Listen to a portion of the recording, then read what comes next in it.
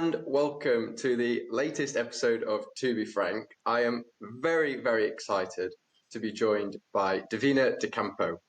Divina is an English drag queen, musician and performer, best known for competing in the first series of RuPaul's Drag Race UK and very, very almost winning. But don't worry, you know how it feels to come runner-up. You're in good company. Divina, welcome. How are you today? I'm very good, thank you. How are you? Yes, I'm well. So we'll talk about it in more detail later. But for those listeners that perhaps aren't too familiar for the world of drag, can you give us an idea of what it is? Drag, oh, golly. Well, people have this idea in their head that it's, like it used to be when the two Ronnies were doing the Worm That Turned. It's not that, it's not that. It's really, for me, because everybody has their own kind of spin on it. But for me, drag is about showing and exploring the unreality of how we've made society, created these gendered little boxes that everybody's supposed to live in. And actually, drag is supposed to go, no, it's all just made up. All these weird rules and ideas that we've got are all just made up. Yeah, so it's this rebellious expression, I guess. And how inherently do you think that's linked to gender identity, sexuality? Do you think it's a core part of that, or because it does challenge that, but also do you find that there are performers that perhaps don't have that same challenge? Yeah, absolutely. I mean, for some people, it is intrinsically linked with, how they feel about themselves and how they express themselves in the world. And then for other people, it is literally, this is something totally different to who I am, and how I experience the world. So it's one of those, just like any art form, it's what you create is personal. You can't say that Rembrandt and Picasso are coming from the same place. They're just not. So to get a bit of a sense of identity then and where this has come from for you, can you sort of outline what life growing up for you was like? You were born in West Yorkshire. What was that like? Comes to mind when you think about the young Davina? I mean, as a child, before high school, I was very happy. I was at a lovely little school, just babies, aren't you, when you're at junior school? So everything's nice. And then, things, mum and dad fighting all the time. And then they broke up just as I went to high school, which of course is a bit of a kind of cataclysmic happening. You've got all these big changes happening in your life. And then I started to get bullied really badly at high school as well. I was suddenly thrown into this environment that the 90s were really homophobic. They just were, people's attitudes were very different to the majority of people's attitudes now. And, I was very lucky. I had some great teachers, but Section 28 was still in place. And like I said, home life was fractious. And so that was all difficult, And when I think about what Brighouse, come on, Brighouse. What Brighouse used to be like, it used to be very homophobic. It was. People would shout at me in the street and, I was attacked on various occasions. So yeah, things were difficult. And it was really kind of from like 11, 12, that became a thing for me, So I had a tough time at school and as a kid. But like I said, I also had amazing teachers and people who were really willing to give a lot of themselves to help me develop. And so, it's that double-edged sword. I had some amazing people around me and then it was not easy. But I mean, it's not easy for anybody, is it? No, but it's easier for some than others, I guess. So you knew quite early on then that you were perhaps different to some of the other kids in your school, I Oh guess. my God, I was camp as tits. Like, I was so camp. Like the row of tents, literally. Hi, everyone! But then I went out with all the girls, I was sort of 12, having all the beards. But yeah, no, I was super camp. And, I was going to ballet class and I was in all the choirs and I was singing here and doing people's weddings. And, so, yeah, I am the proverbial stereotype. I love Judy Garland and Barbara Streisand, sorry about it. Brilliant, it's perfect. So you had that inspiration very early on. When did you have a sense of where that might take you? Did you have dreams as a younger person? Is this where you thought you wanted to be? I wanted to do musical theatre. That's what I wanted. I wanted to do musical theatre, and at 14, I was like, "That's what I'm going to do." And I wanted to be Marius, and then I wanted to do all of those things. And then, you get a bit older. Can't, we There's kind of two halves to growing up for me. We were really privileged. My dad was a GP, mum was a nurse, so we lived in this amazing house. And then when they broke up, suddenly money became a real, it was much more difficult. So the idea that I would be able to afford to go to a conservatoire, no, there was just no way that that would happen. And I was really aware of that. Money was difficult because I'm one of seven. So, if your mum is a nurse and you're basically all living off the wage that she's bringing in, that doesn't really stretch that far. She doesn't seem to have an extra 15 grand just sitting around somewhere to go, oh yeah, sure, off you go to Italia Conti or whatever. So I knew that that probably wasn't going to be an option. So I went and did a degree. And then while you're there, you learn more about yourself. So I want to do this thing. I don't look like that. I don't have that body. I don't sound like that.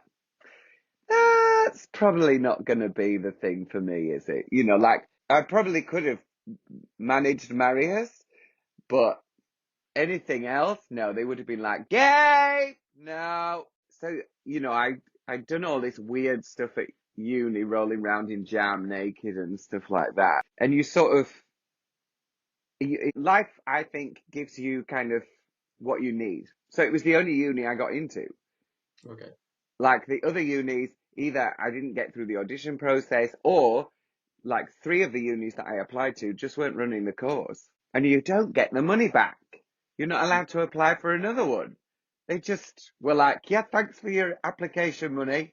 You can apply for somewhere else and send us some more money. Like, what the hell is that about? So 3 of the unis just weren't running the courses that I'd applied for. So I only had 3 options. One of those was Rose Bruford. Again, I think this is outrageous. You have to pay for the audition. I'm going to pay you to come and study here. That's weird. And they asked you to prepare loads and loads and loads of stuff. And within the first 3 minutes of the audition process, there were like 90 of us in the room. They'd cut about 80 of us. So you've paid for the audition and then you're cut like immediately. So you've had to travel to Greenwich. You've had to stay the night. Then you've had to travel all the way back and you've paid the money. I mean, the first thing you learn at uni or in a conservatoire is if they're charging for an audition, it's not an audition. So, that's my 2 penneth on that, Rose Bruford. Thank you very much. And then I don't know what happened with the other one, but it was the uni that I went to was the only option that I had, and I enjoyed it. What did you end up studying then ultimately? I did drama with dance. No, I did dance with drama. That's what my degree is called, because I'd done some music electives and it was contemporary arts BA honours. So like I said, it was rolling around in jam being naked and then kind of singing like a cuckoo or something. And you say that obviously that finance was a barrier to that. Did you ever feel that there were attitudes within your family that would have stopped you from doing that, or do you feel fully supported in following that? No, I felt fully supported in doing that. Like, everybody in my family went to uni. All of us have been to uni. So it was just, that kind of very middle class thing. We all go to uni. And I was at the time before it was 9,000. It was 1250 when I went. And honestly, I'm not sure my degree was worth that. Okay, all right. You've heard it here. And you want a refund. So, did you begin performing whilst at university, or was it a while after? When were your first performances? When did you then make that step into the world of drag? So I've been doing doing bits and pieces on stage ever since I was teeny tiny. And then in terms of doing like gender drag sort of adjacent performances at uni, the kind of second, third year was where that crept into the stuff that I was doing. And then after I left university, I went to North Wales and was the dance development officer for Anglesey in this mon. I love it there. It's incredible. But my now husband was like, you're not earning it. I mean, I was not earning any money. I was very, trying to pay off the student debt. It's your first job. You're like, okay, wow, this is horrendous. So he was like, look, you can sing and you can dance and you're pretty-ish and sometimes you're funny. Why don't you try and do some drag? Because he was running gay clubs. So that was how I started doing drag. God, I was terrible. I'd come from contemporary arts and I'd also come from this, it wasn't cabaret and kind of stage performance are totally different disciplines. That when you're doing a stage performance, you're not interacting with the audience. That it's I'm here to perform for you and hopefully you'll enjoy it. So, like I was taking in terms of the makeup that I was doing, I was taking it to the absolute extreme, So what's the idea of women? They have a higher eyebrow, they have a bigger lip, they have a big lash, they have all this. So, my eyebrows were like here and the hair was crazy and the lashes were as big as they could be. And the lip, I was extracting these ideas and kind of making them as big as possible to just be like, this is ridiculous. And it was hideous. It was awful. But, I don't necessarily think that drag should always be useful anyway. I think that that's a mistake. So I started doing that with him. And then my first drag performance was in Betty's Coed, which is a little village in North Wales, little mining village in North Wales. I was in a blue borrowed cocktail frock, a borrowed feather headdress, and I didn't know anything about putting makeup on, so I put some pressed powder on my face and some blue eyeshadow and a red lip. The lipstick was from my sister that she got free in a magazine. Yeah, I love the clash there of the exuberance with the Welsh mining town. I think that Yeah, perfectly sums up. It's exactly how it. exactly. So that was And how so I started. yeah, and so how do you think things have changed over time? What was the reception like, and what was the possibility? And surely the level of opportunity has increased somewhat. Yeah, absolutely. So, I mean, if you're not a bit rubbish when you start doing drag, then you're not really doing drag. It's supposed to be fun, and you're supposed to be kind of playing with these ideas and having fun, having a laugh. So you don't have to look good. Being rotten is great, and it's kind of a rite of passage as well. So then a few years later, I'd done this stuff there, and then I'd been in a dance company, and then I'd done some TIE stuff, which is theatre and education. So we were traveling around doing Shakespeare stuff, and then I was kind of unemployed for a little bit. I was working in a bar, but I wasn't doing what I wanted to be doing. And a role came up in Ibiza, doing a drag show out there through a friend. This other person had said, "Oh, do you know anybody who does drag?" And so she said, "Oh, there's this opportunity." So I got this job and did 2 years out in Ibiza doing drag. And that's where I learned actually how to kind of do cabaret drag.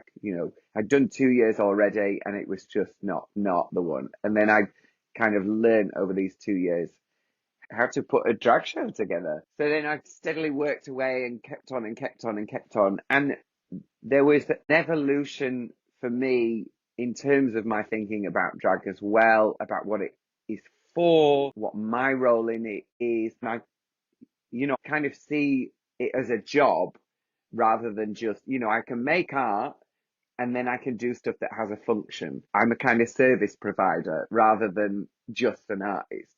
So depending on what it is that I'm doing, I will tailor what I do to who the audience is.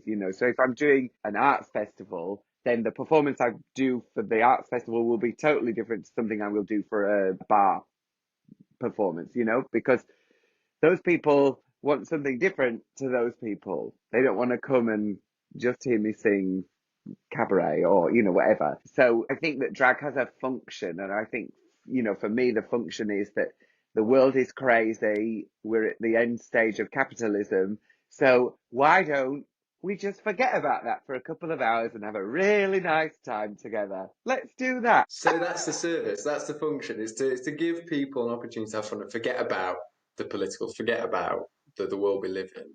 Yeah, Unfortunately, today we're absolutely. going to talk a little bit about that. I guess sort of setting that scene, and you've touched on it a little bit about Brighouse and the attitudes that perhaps existed. Do you feel that there's been a shift during your years in drag in those attitudes? Do you feel when you do go back home that those attitudes remain, or has there been some progress?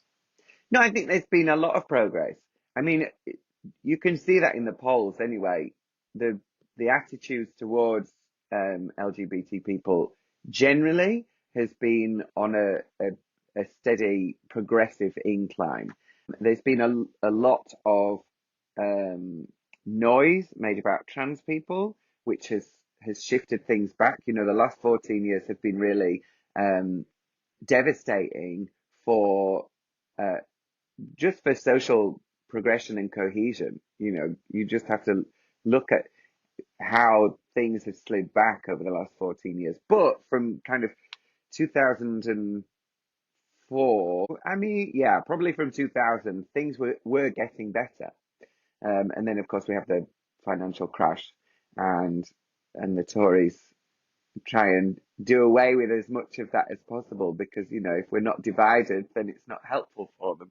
Um, So I think things have got, I mean, things are still much better than they were in the 80s and 90s. Things would, you know, gay bashing was a real thing through the 80s and 90s. Gangs of lads would go out and do gay bashing. Things have radically improved since then, but there's still a long way to go. And some of that is because, yeah, that we've just had these 14 years um, where the systems that are supposed to help with cohesion have been eroded and broken down. Yeah, and it must have taken a long time and a lot of bravery on your part to continue following what's your passion, your identity, who you are, your whole being, right? Whether it be who you are as a person or what you're doing on stage was being challenged at that time. Yeah, I mean, I don't know that I could do anything else. I'm just this, and I've always just been this, and I've never.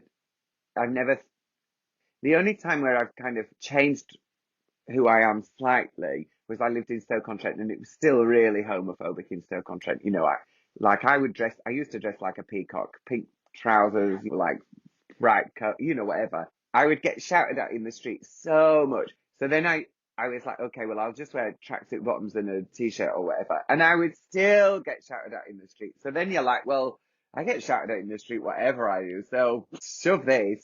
Let's put the pink trousers back on. So I had tried to kind of modify myself slightly for that.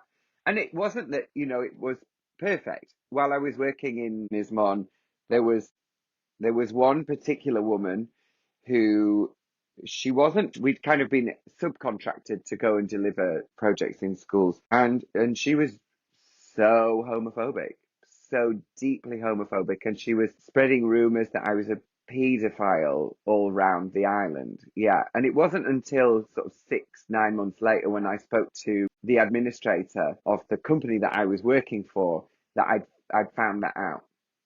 Wow, um and that must come with some serious, I mean, mental health challenges and trust issues. And how is it forming relationships with people when you feel that these sort of rumors are being spread, these sort of conversations are happening?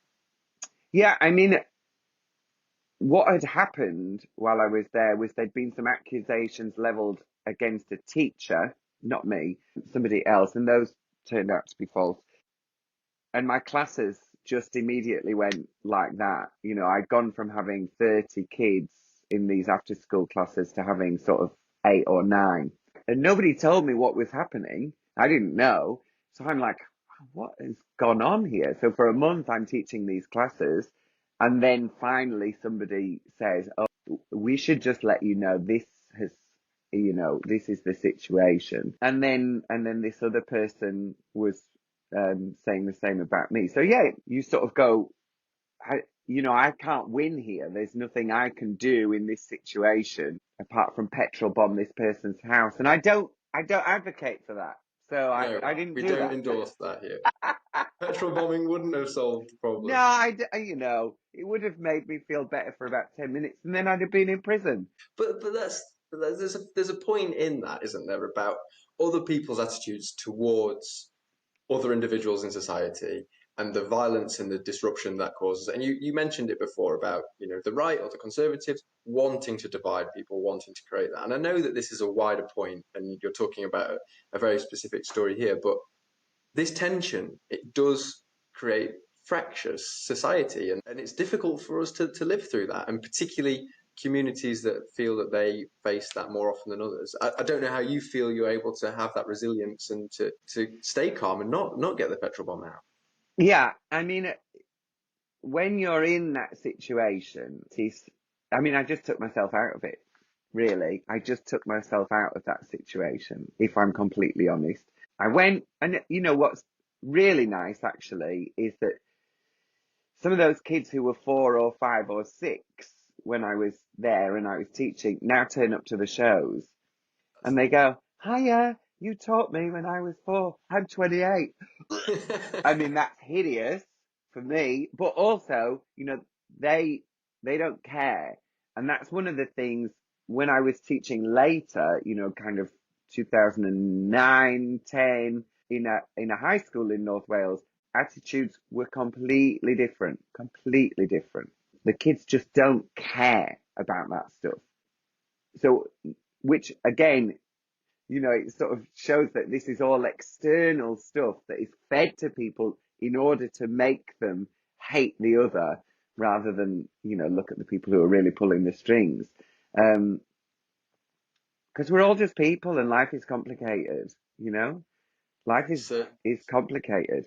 So for me, be as much myself as I possibly can be. And I don't need to talk about all of this stuff. I just need to be a human being in the space with people for them to, lots of people just don't know gay or gender non-conforming or, people who are like me and non-binary and, we experience the world in a different way and the world experiences us in a different way. Lots of people just don't know those people. So actually just by being there and being who you are, that can really help people to shift their perspective. Which is incredibly useful. And I think that there is definitely a gap, a knowledge gap in people's day-to-day lives that you talk about, of not knowing people. And I wonder if you would agree with me in suggesting that people that use non-binary identities, people who don't identify as male or female, whether that be trans or cisgender, whether they feel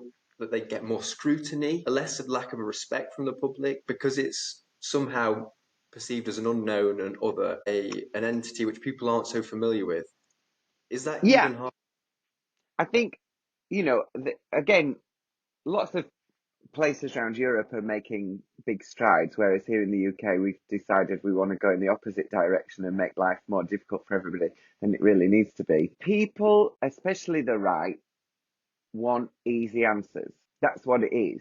Oh, well, we can fix this because of these people. So we get rid of these people and then everything will be fixed. They offer these simple solutions. And life is not like that. Life is really complicated. And whenever anybody is saying, well, it's either this or it's this, they're a liar. Because that's not reality. Life isn't like that. The world isn't like that. People are certainly not like that. So we've had this, one or the other, and we've had to look at the world through a binary lens. Partly, I'm going to talk about Christian colonialism, and people go, as soon as somebody talks about colonialism, then you can just ignore everything that they say. But, the reality is when we invaded America and we found people there who were not male or female and they were, two-spirit or whatever, the texts are there saying we have to get rid of this because it threatens the patriarchy. It's literally in the orders to the people who have invaded, we have to get rid of this because it threatens our way of organizing the world. And that's all it is. It's just a way that we've decided to organize the world. It isn't actually true. So, and then people say, oh, well, this is all just brand new. You've just made it up in the last 5 minutes. I've been talking about this for the last 20 years. I read all about gender, and that was a big part of my kind of studies at university while I was kind of 18, 19, 20. And I suddenly went, ding, Now I make sense. I've been like, well, I don't know, what am I supposed to be? And then you go, oh, these are just arbitrary rules that we've made up for everybody about how you're supposed to exist and how you're supposed to experience the world. And that isn't how I experience the world or how people experience me. And I don't need to do that. Great. Brilliant. So I can just be a human being doing human being things and not sit in this little box. Great. That actually gives me so much more freedom to just be. And that's the reality of it. And lots of the time, when you might get this, if you've got long hair, people call you madam, whatever. I spent my whole childhood Same. being in the supermarket with my mum, saying people coming and saying, "Oh, I got two lovely little daughters there," and me and my brother both had, the longest, curliest hair. My mother was a hairdresser, refused to cut her hair, and we were living our best lives. But people would do it time and time again. It's this neat and tidy way, isn't it, of deciding who is who and what they look like, what they should be like, and when that's threatened or challenged, and when our perceptions of what is true and what is not true, then people just sort of lose all stability on that. And it's something we have to be more resilient as a society, don't we? More open, more accepting. I mean, it's just all of it is so bonkers. And you can see that it's not true, these ideas that this is how men look, this is how women look. Because if it was true, that's how we would look all across the globe. And there are no fixed rules. It's just cultural, social norms. And that's okay. That's fine. But I don't have to do all of that in order to be a person, exist and be allowed to be here. So I think Exactly. that's just, yeah, all of that stuff is really weird. When you look at the big thing for me is that we're forcing this onto young people harder than we have done for a really long time. If you just go into a toy shop, they are more gendered now than they were in the 70s. There is a girls' aisle and a boys' aisle. And that, in the 70s, it wasn't like that. And so instead of creating a more kind of open and, a more equal society, actually, right at the beginning, we're putting these labels onto kids and going, this is what you do. This is how you are supposed to behave in the world. Even from you are supposed to play with trucks and you are supposed to play with dolls. That's the thing, and it's so embedded in our culture and society. What role do you think the media has to play in all of this? And particularly from someone who has seen their career boom through something like Drag Race, how do you think the perceptions are helpful to society, helpful to challenging these ones, but also perhaps play a negative role? Yeah, whenever there is a stride forwards, there is always a pushback. That's just, how society works. So Drag Race has opened up lots of not new, but like lots of new concepts to people. And this is one of the things is that has always been a mainstream for the UK. Like all through the 50s, 60s, 70s, 80s, early 90s, drag was on every weekend. There was always some form of drag on every variety show, on every, was in people's, I mean, we've got Panto. Like, drag is part of our culture, and it always has been. This kind of sending up of these ideas that this is what we're supposed to be has always been part of British culture. And then through the sort of late 90s, early 2000s, it just disappeared off our TV screens. So this isn't like a new thing. This is an old thing that we've just rediscovered. It's something that has been uncovered, rather than something that's new. I think that there are some issues with the way that it works. I think the beauty pageant aspect of Drag Race is not doing what I think drag should do, which is challenge those ideas. When you're talking about the most beautiful person, you look the most feminine, and da da da. That's not the kind of drag that I think is interesting. I think the kind of drag that is interesting is the drag that really pushes and pulls and challenges those ideas. I'm more interested in that. If it's all about who looks the most beautiful, I don't think that's particularly interesting. And I think has the unfortunate repercussion of reinforcing those gendered stereotypes, which again, I'm not really that interested in. I want to challenge them and say this is all just artifice. Um, so uh, the so it's been great in terms of it's opened lots of doors, and the more drag, the more drag. It's just that thing of the more that it's seen, the more opportunities there are for people to see it and do it and learn about it and take part in it.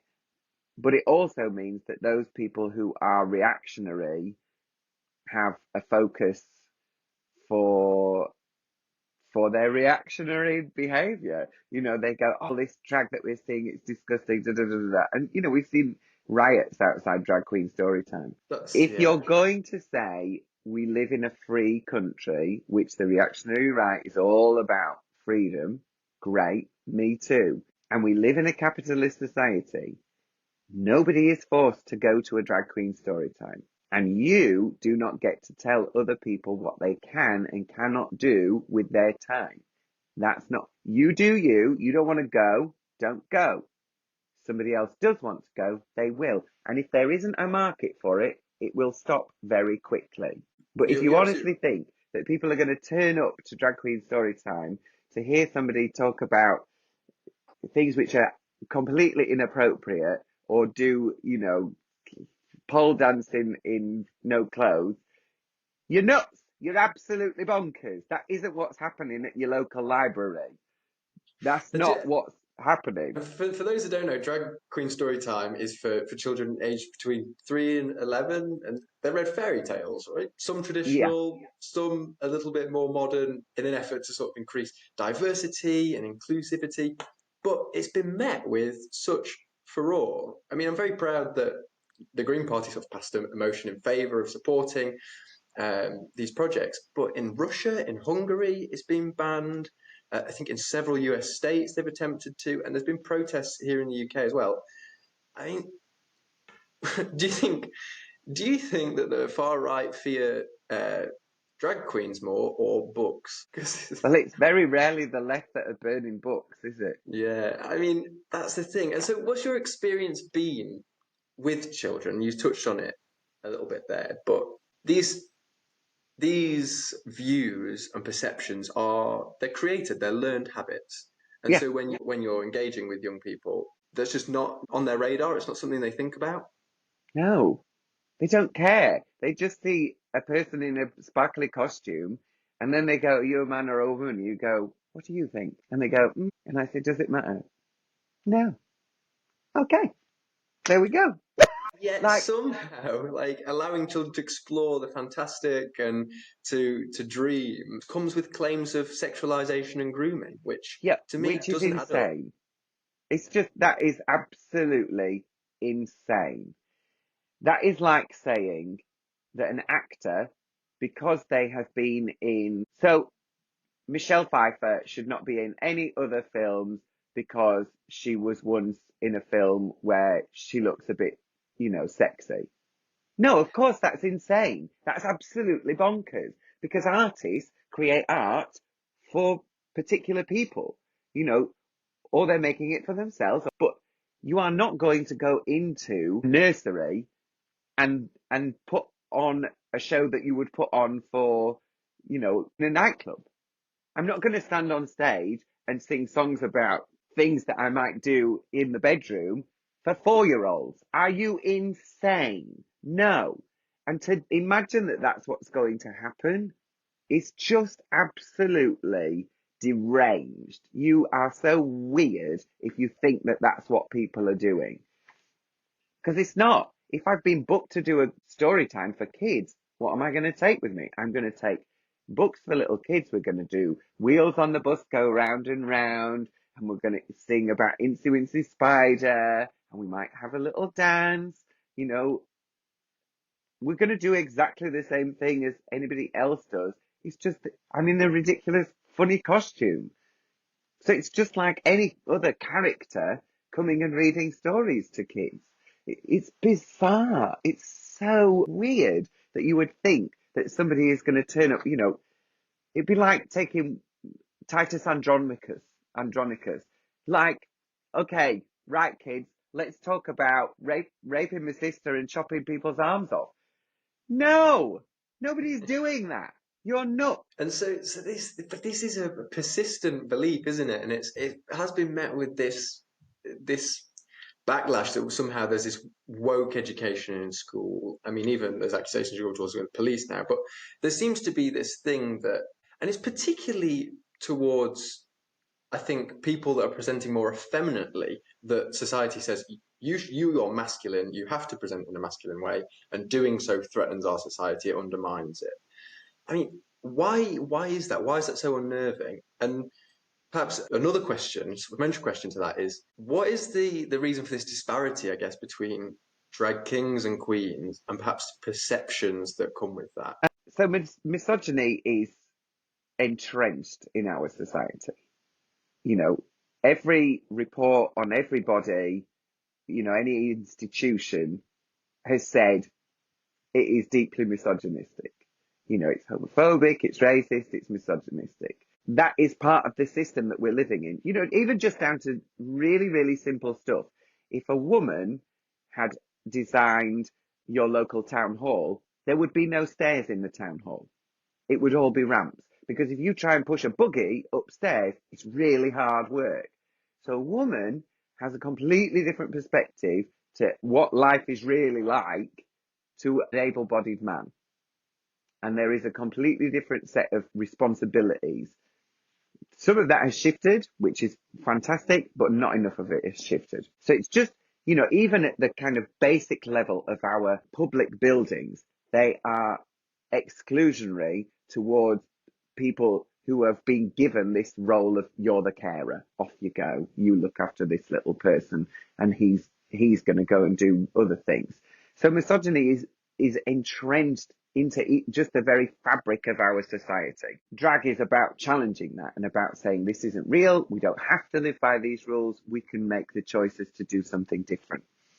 I think that there's a disparity. So anybody then taking on those roles, or being femme in any way, seen as lesser because that's not the role that you're supposed to be performing. You are supposed to be doing this thing. And to be that is to be less than and less important. And you are, making the choice to be less somehow, which is, again, nuts. That's absolutely crackers, because people are not that. We used to do workshops, and with some of the kids, we would say, write down 10 things that makes a man and 10 things that make a woman, and then talk to each other about it. And what comes out of it with kids is they go, well, none of this is true, is it? And immediately, they know immediately, they go, okay, but so these are things that are like markers, but this isn't what a man is, and that is not what a woman is either.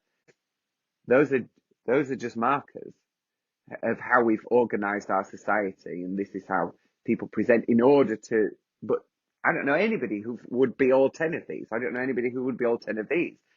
So none of that's true, because actually I know loads of people with things from all over the place in here. But we've kind of created this society which is misogynistic. So if you are performing or you are presenting as what is supposed to be a female way, then you are less than. Oh, look at that. I don't know what happened there. I got some.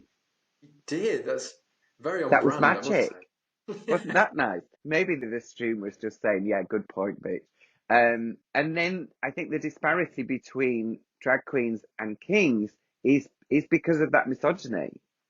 So, drag in the 70s was about kind of making fun of women. There was an element of misogyny in it. I don't think it's that now. It's about sending up these ideas of that. So we've kind of moved away from that.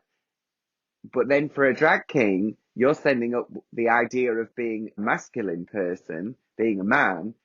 Well, you can't make fun of being a man.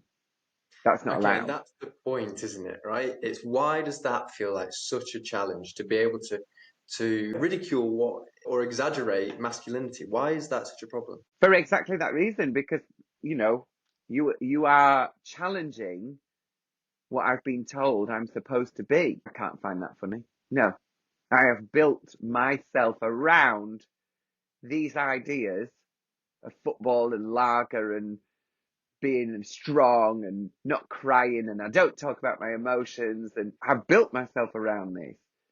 So if you're making fun of that and saying, oh, that doesn't have to be like that, that threatens me, which I think is, what some women feel about drag, that you've built. There's this accusation of woman face. I don't know any woman that actually looks like me in drag, because No. they'd be abused on the street if they did. Trust me, I know. I am not Oh, well, trying to present as a woman. That, because what is that? Again, that is just a nonsensical idea, because women are not one thing. Like men are not one thing, and people are not one thing. And that's the point of drag, is highlighting that and going, these ideas are stupid. So the idea that you would then send up what it is to be a man really threatens some people. It threatens their sense of identity. it does. And it's this idea of I'm with a certain herd or a certain pack or a certain community, and this is what I represent, and being in that protects me. If we sort of imagine maybe a utopia where the world is radically different and people are much more individualistic about their identity, I guess that in itself, people have built their strength around, or men in particular, or people who are masculine have built their strength around such fragility. And if that dissipates, if that idea is allowed to fade away, that would surely bring so much more unity across our communities for everyone. And that idea of the masculine very much should and can still exist in that society, but it's about having respect for each other and for yourself. And I think that's something people fail to see. Yeah, well, I think a lot of it is that we've created this idea of masculinity that isn't helpful. It doesn't serve men. And you can see that from just the suicide ideation stats. You can see that men are not idiots, and Neanderthals, or I'm not saying Neanderthals were idiots. I was watching some research that they were probably, just as smart. Anyway, moving on. Men are just people. Everybody's just a person, and we all have basically the same needs. We need to be able to express ourselves and emotionally communicate with each other. And we are failing men by not giving them those skills. And I think that is a lot of what has been happening in schools more recently, is that we have been teaching them about that. Relationships education, which, there's been this huge furore about it, is about teaching about consent, and about teaching about boundaries, and about teaching about how to express your emotions with your voice rather than physically. My father comes from a generation that are emotionally stunted. They do not have the capability to express themselves and their emotions in a way that does not include anger or violence. That does not serve anybody. That creates a more dangerous society, and we have an epidemic of violence against women and girls. And the structures that we've got in place are entrenching those. So we have to teach men how to express themselves with their voices rather than with their fists. And we have to teach other men as well to call out men who are misogynistic, who hold those views, and we have to make that socially unacceptable. That it is not acceptable to treat women in that way, and young men are being failed. Perfectly well said. I think you've encapsulated that completely. And maybe adding on to that and digging down a little bit deeper is the role of maybe faith and religion as well. I know in 2018, I think it was, you starred in Dancing Bear, which is all about faith and gender identity. What kind of parallels does that draw to your life as a married person, over a decade? I think you've been together. How does that make what does that bring into your life? How do you think that stereotype changes? Because marriage between two men or two women is a relatively new thing in this country. How does faith have a role to play in the way that we behave, the way we interact? I think, yeah. So I think faith can be useful for some people, and for other people it's really unhelpful. I think as an LGBTQ plus person, the potential for harm from organised religion is much greater, because already you are being told that you are not a legitimate part of this religion, this institution. You don't fit within these ideas, and unless you change yourself, which I mean just is so stupid. God doesn't make mistakes, so what? Yeah, Does why is God it a make mistake? mistakes or does God not make mistakes? No, that doesn't work with any organized religion, does it? If God makes mistakes, then he is fallible or she is fallible. But you're telling me that God is not fallible. So I'm here for a reason. So actually I'm here to teach you something about the reality of human existence. So there is just an intrinsic problem with organized religions and human reality and the reality of existence. And the bigger issue is that so often religion is used to persecute people rather than to help people. Everything that's happening in the Middle East right now is about religion. Everything, the KKK is based on religion. All these nut Donald jobs. Trump is Yeah, Donald MAGA. Trump. Well, Donald Trump isn't about religion. What he's done is he's manipulated those people who believe in Christianity. He doesn't believe in Christianity. He doesn't even go to church. He has He, Jewish children. like, and he's been divorced, and so yeah, there is this intrinsic conflict as an LGBTQ plus person. But that doesn't mean that some of the rites of passage, our cultural rites of passage, should be closed off to us. So marriage, if you look at marriage, actually, there were gay marriages in the Middle Ages being held in Christian institutions.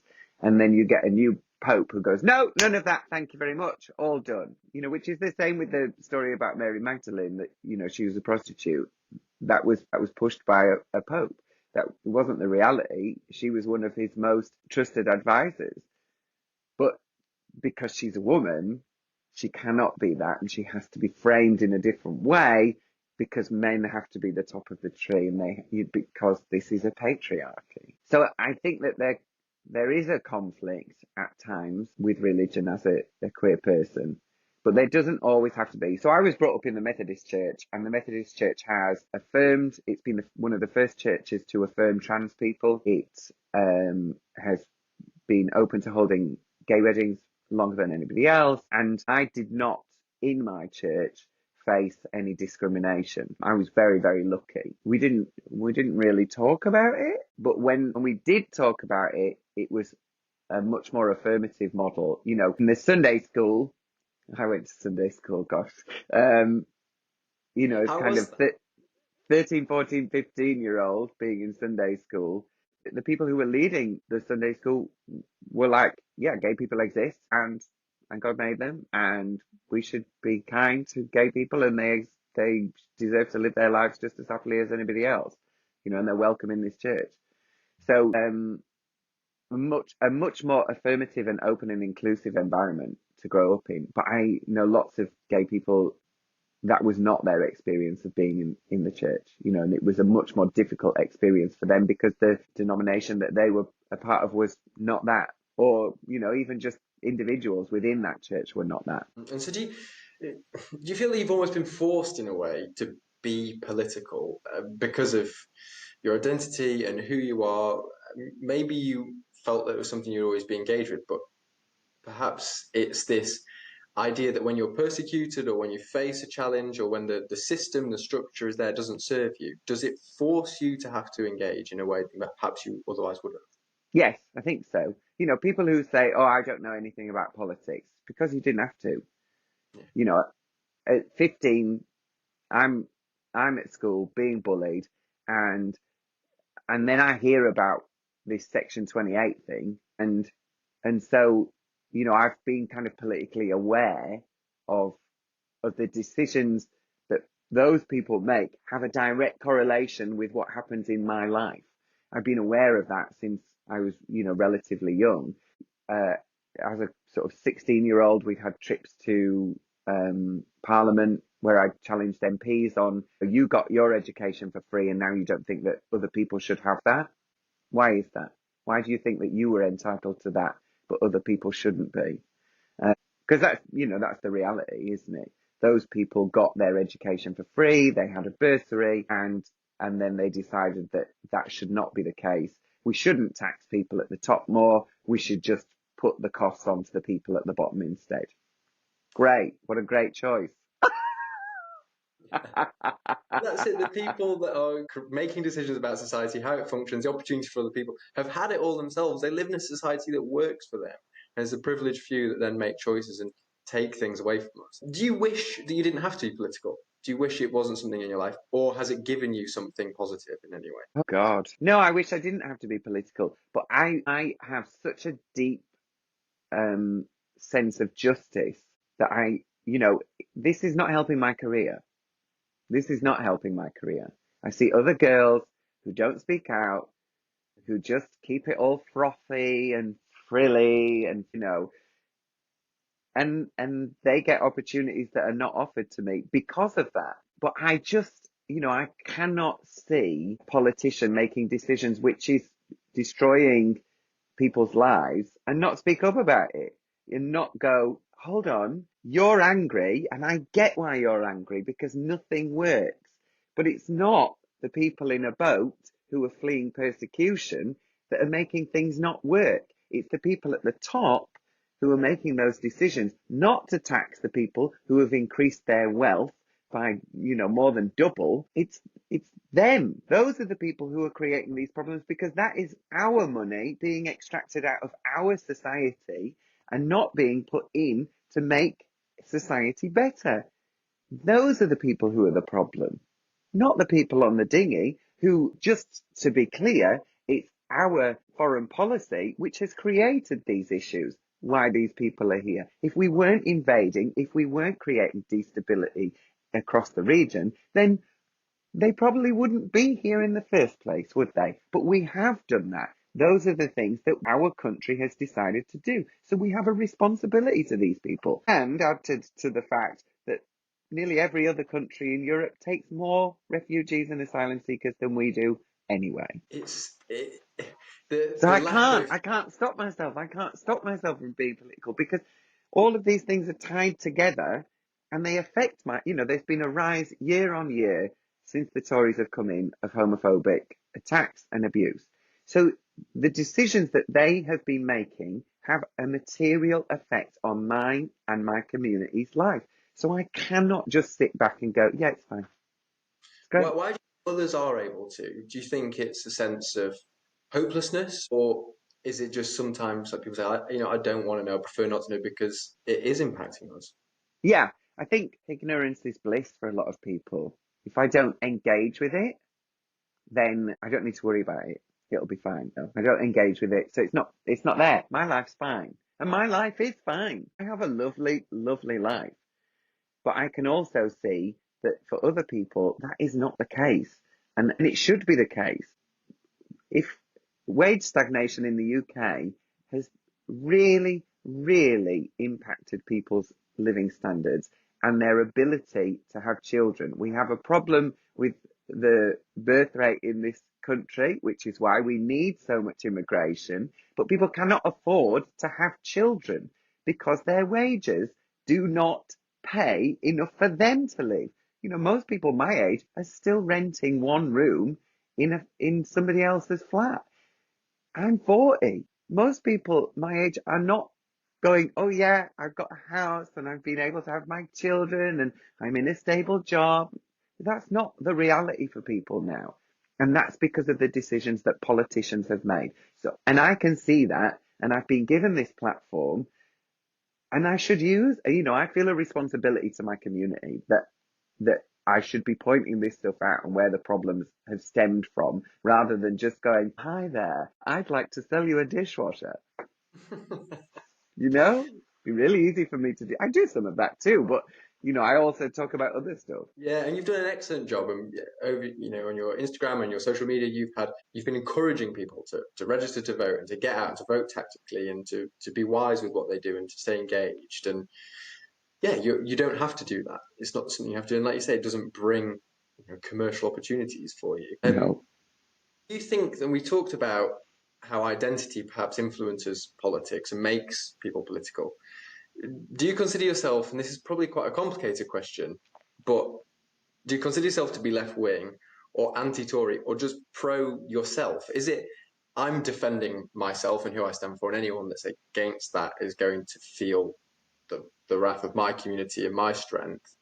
Or is it that actually your beliefs are set in a political ideology or a framework of ideas that have long existed before that? How much is it about being against the people that have caused damage to you and other people you care about? I think there's definitely an element of that to my political outlook. Though, I mean, yeah, I am anti-Tory. I am 100% because I lived through the Thatcher and Major years, and they were awful.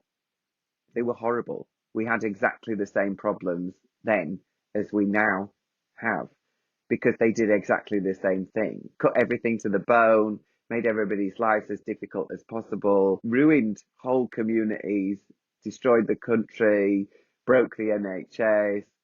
Then, slightly more progressive. And they are only, New Labour are only slightly more progressive because their fiscal policy was exactly the same, that neoliberalist capitalist idea that the markets will decide. And they continued with the PFIs, which, was a dreadful idea and fiscally nonsensical. It doesn't make any sense to put money in to build something, somebody else paid to build something and they own it, and then we rent it back and we never own it. No, that doesn't make any sense, does it? Because that's just long-term debt, isn't it? That just means that we're paying more in the long term. And this idea that a country's finances are like a household's finances, I mean, if they were, that would be great because I'd have my printing press in my bedroom getting the cash out. Bloody marvellous, thank you. That's not how it works, is it? I'm not in control of how much money is in circulation. The government is. Whoa! Wow, yeah. Country's finances are not the same as a household finances. They're not even like a business's. They're closer to a business's finances in that you need to invest in order to grow a business. You can't just go, bing, now we're going to grow the economy. You have to invest. And if you're not investing and you borrow to invest, then nothing grows. That isn't how it works. And then, yeah, anyway, so I think I'm much more left wing. And some of that is because capitalism isn't working. It's not working for people. It's not working for people because we have no guardrails in place. And the bodies that are supposed to be keeping those guardrails up don't have the teeth in order to do it. We then have a media landscape which is owned by people with a very clear agenda. If I'm a billionaire, I have a very specific agenda for what I want you as the general public to be angry or concerned about. What I don't want you to be angry or concerned about is rich people extracting money from your communities. I don't want you to think about that. I want you to think about those people in a boat. They're the problem. Yeah, not me. That's it. And this idea that the millionaires and the billionaires don't have our money, but those that are fleeing war and famine do is just beyond ridiculous. And I think that kind of segues us nicely onto talking a little bit about the Olympics and again some of the constructed discussion by the media around certain athletes and their identity. And so I guess the context of this is there was a main Khalif and Lin Yuting who were of Iran and Taiwan, respectively, and they are female athletes competing in female sports. Yet there was such hysteria around the whole thing. I mean, Khalif won gold in boxing, which is fantastic, and that should be celebrated. But instead, there's this overlying discussion, which again comes back to that whole thing about dividing people, dividing communities. So I guess my question to you is that, well, there's J.K. Rowling, who once was just a beloved children's author, and that was all she was. But she said that the only people who menstruate are women, but is now claiming that someone who was born a woman and who does menstruate is a man. Why do you think there's this idea with people like Elon Musk or Donald Trump or the far right? Why do they believe that they can decide somebody else's gender, but that person themselves cannot? Particularly in an instance like this, where these are. So Elon Musk is deranged. I don't think that there's any other description for that. Like, his output is just bonkers. And I don't know whether he's got this idea in his head that once I destroy all these institutions and the guardrails for the government, that actually I can just run the world because I'm so mega rich. There is that school of thought that that's what those kind of operators are pushing for, and that could be quite likely, I think, from somebody like Musk. In terms of Trump, he's just a grifter. He's just going to say whatever I don't think he believes anything apart from Donald Trump. I don't honestly believe that he has any fixed moral position apart from what is best for Donald Trump. And for J.K. Rowling, I think she's been telling us who she is for a really, really long time, but we just didn't pay attention. The school that Harry goes to before he goes to Hogwarts, where everybody gets bullied and they get flushed down the toilet and they get beaten up and they're treated like scum, is called Stonewall. So the Really? worst place that you can go to school is called Stonewall. Her pseudonym, Robert Heath Galbraith, was an electroshock conversion therapist.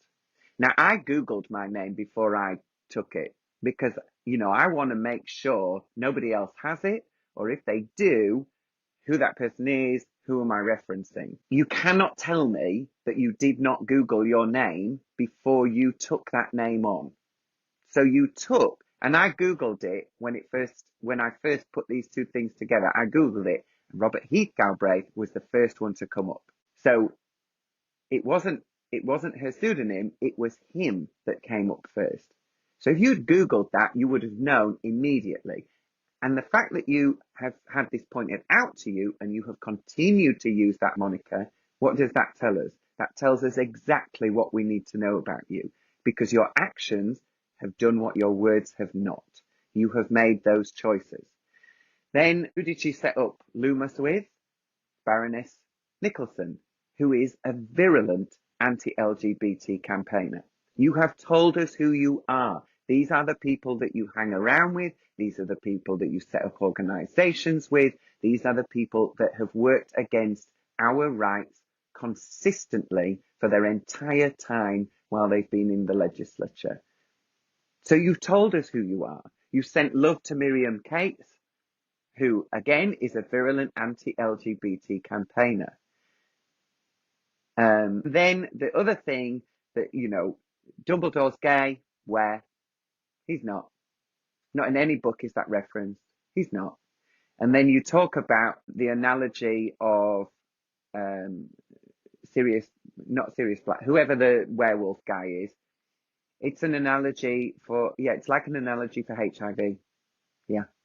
So the monster running around the school halls is an analogy for HIV. That is such a deeply homophobic trope that gay men are out there to infect your children. And that's the story. All that's happened is that the characters have changed, right? It's gone from being gay men and HIV now to it's trans people. And somehow you are a feminist if you stand against them.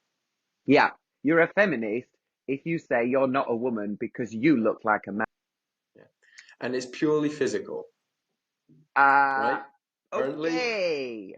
Yeah, and this is the thing, and I think maybe there's this racialization as well that's going on with, particularly with what we've seen in the Olympics, is that because someone looks different or appears a certain way, that they therefore decided that their gender doesn't match. And what they are doing though is showing us that gender and identity aren't as straightforward as they want us to believe, and they're actually pointing it out to us, and yet they're trying to use that as evidence that somehow there's a con, this is some sort of cover up. Yeah, I mean, but the whole idea of feminism was to break away from that idea of this is what women should be and this is what women should look like. And actually, we should have exactly the same opportunities as men. That's the premise, is equality, to be who you are in the world without being judged or denied opportunities because of your gender. So you're now saying, because of the way that you look, you are not a woman enough and you should not be given those opportunities. Well, that's clearly not feminist, is it? That is the antithesis of feminism. You are trying to say that women should look like this, and if they don't, they're not woman enough. You know, it's like Kathleen Stock saying that gender non-conforming women are acceptable collateral damage when it comes to using female spaces, and the fact that they get harassed or abused in those spaces, well, that's just collateral damage to keep us safe. This is a 6-foot woman who has short hair. Like, yeah, and but you're that's, happy to say that other people are not woman enough and that's just fine. Like the disconnect, the cognitive dissonance between your stance as saying I'm a feminist and then saying and women look like this and should behave in this way is I don't understand how you can explain that.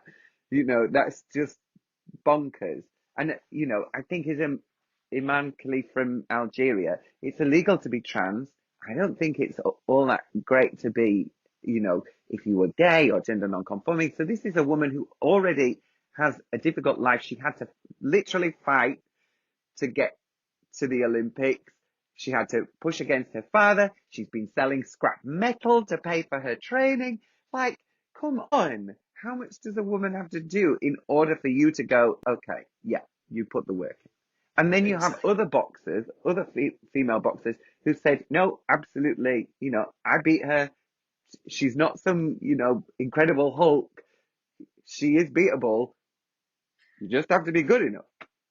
And this is the thing as well. It almost undermines women's sports to a point where it says, "Oh well, we have to limit, the kind of women that can compete because oh poor other women can't win." It's this idea that somehow it's also then further undermining women's sports. But I guess there's a problem in sport, particularly. You could look at something like, I think football is a shining example of where class, race, and background doesn't matter. If you have a skill at something, you go and succeed. It certainly has a problem with LGBTIQA plus people, and it certainly has a problem with women's football as well. But that has traditionally been a space where people can get good, decent careers. But do you think that in sport as a whole, that there is this sort of problem with LGBT plus representation? And do you feel welcome in those circles? No, and I'm not really that interested, if I'm honest. You know, if I was, maybe it would be different, but I'm not really that interested. So for me, the real problem in sport is the funding model, that women's sports are so disproportionately underfunded compared to men's sports, and that's across the board. You know, the fact that um, the funding has been stripped out of sport as well over the last 14 years. We had Olympians who were working full time and then training at night because they can't get the funding for their sport. It's crazy that in the sixth largest economy in the world, we have Olympians, world class athletes who are having to work full time, like a day, you know, in Tesco or whatever, in order for them to be like, this is crackers. It's absolutely bonkers. And that's because the the structures of society have been eroded so much over the last 14 years that we have stripped all of that stuff out. But it does then leave us an opportunity to level the playing field.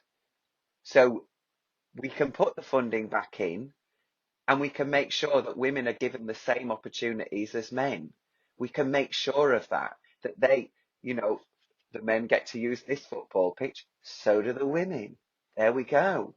You know, it's that everybody is just given access to the same facilities. Yeah, and so how does that shift happen? Because we've just had the general election where we've seen Farage break his way into Parliament Yeah. finally with four other Reform MPs, and over the last few weeks we've seen fascist racist, Islamophobic, violent terrorism riots on our streets. And that doesn't set a positive vision for the future as to how we break down these barriers. I mean, we've talked today as well about protests against inclusivity and diversity in education. You've touched on asylum seekers and the way that they're perceived and the attitudes towards them. How do we get to that point? And do you feel any sense of hope going forwards? Oh. Okay, well, how we get there first is people in those local communities organise and hold meetings where you can talk about that stuff. And you can say, okay, so Fag Breath, who is actually offering genuine solutions to these issues, or actually is he part of the class of people who are creating these issues? I'll give you two guesses. You know, it's that thing. I don't want immigrants, but I'm going to marry an immigrant and my children are going to be, you know, speakers of a foreign language. That's going to be their first tongue. Okay, that's kind of everything that you're saying everybody else shouldn't be. So it's all right for me, but it's not all right for you. You know, and pointing out those inconsistencies and pointing out this is a lie, this is all a grift, this is all snake oil. And actually, if we want to move forwards and we want things to be better, here are some of the things that we can do in order to do that, and building a grassroots pushback against that. You know, so it needs people in Clacton to be pushing against that and be out and talking and doing that work. And then in terms of do I have hope for the country, unfortunately, Rachel Reeves is following fiscal policy, which has led us to here. So it is completely and utterly economically illiterate. Who are saying that there is this self-imposed hole in the public finances, but we're not going to tax the people at the top who have made astronomical amounts of money over the last 14 years. Like through the pandemic, that was the largest transfer of wealth in this country's history to those at the top. That, what? How? You know, they would have known that. The people in government would have seen those impact assessments and they would have known that what they were doing was going to generate that effect. So they made those choices. So how do we level the playing field? Well, we have to tax the people at the top more and we have to redistribute some of that back into communities. And that doesn't mean, you know, giving people, here you go, there's 50 quid. We can do that. But what might be more useful is reinstating the things that help with social cohesion and create spaces for people to be and to learn and to share experiences with each other. Because it's very difficult to, you know, be angry with people that you're in a actual community with, because you know each other and you like each other. And so this is not just for those that are vulnerable, those that have been under attack. It's not just for minorities to get together. It's for all of us to come together. And however you see yourself, however you think that life treats you, it's got to be a movement about all of us, all of our communities coming together and standing up to those, like you rightly say, at the very top, who are creaming it in, who have made enormous profits and are squeezing every last penny out of our communities. We have to come past that and we have to oversee that. And I think education is the most important way of doing that. And people like yourself speaking out and standing up are certainly helping others to see that things aren't as they're always presented to us. It's a shame to hear that you don't feel so hopeful about the future. I think it is difficult. It is difficult. I don't celebrate Labour's victory as anything new. But here we are, and that's what we're in, and we're gonna see if things do change at all. But it's not looking exciting, is it? I mean, hopefully what will happen is if they use the same playbook as Labour did, we'll have 2 years of this continued fiscal policy. Right. And then they'll go, right, now we're on a much better, you know, footing, and then they'll start investing back into the country. But what they must not do is rely on the private sector to do that, because that just means there's further extraction of wealth from our communities. We've seen that, you know. I hate academies. I hate them. I hate the whole premise of an academy, because it is a building owned by a big company that rents it to the school.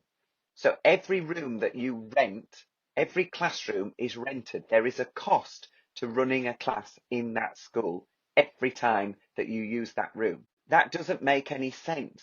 So if you have a model that says the private sector will invest into this, what do they get out of it? Will they get a 30-year contract where they're going to make 10 times as much money?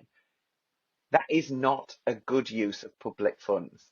It's not a good model for economic growth. It's a good model for extracting money from people at the bottom. It really is. It really is. And you outlined it earlier that this isn't about a household budget. It's not about doing things in that way. And that myth is sold to people in that way that, oh, we can't borrow because we can't afford to pay it back. And that's where it leaves us. To finish, I want to ask you a question I'm going to ask all of my guests, and it's a little bit more lighthearted. But it's, if you could create a national holiday based on your passions, on your interests, the things that excite you, what would it be and how would we celebrate it? And I know that you're going to give me something that sounds absolutely fabulous. I think I'd go for there's a French festival, I think it is, where everybody, the king becomes the pauper and the pauper becomes the king for the day. And I think it Topsy-Turvy Day, we'd call it Topsy-Turvy Day, and you just go out as the complete opposite of who you really are for the day, and you try on a different identity, or here's me for the day. You just be a peacock for the day, be something Excellent. completely different. I love that. Well, thank you so much for joining me. It's been a pleasure to chat and talk about the weird and the wonderful, the political and the personal. I've really enjoyed it. So thank you ever so much. I really appreciate it. Thank you for having me, love. Thank you so much.